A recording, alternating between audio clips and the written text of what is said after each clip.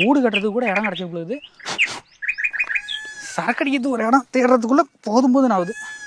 ஊருக்கார எவனும் வந்துடாமல் இருக்கணும்.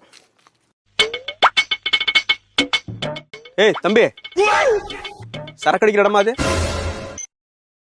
ஏய் சொல்றா.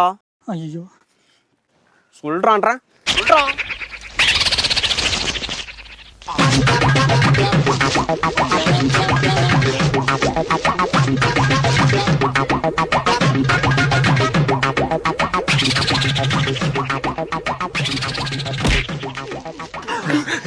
சரக்கடிக்கிற இடமாடா இது?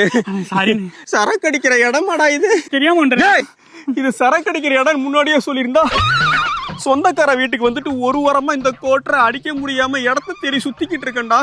நானும் அங்கேயே அடிச்சிருப்பேன்ல. 2 பேர் சேர்ந்து அடிக்கலாமா? ஓ சரக்கேடு.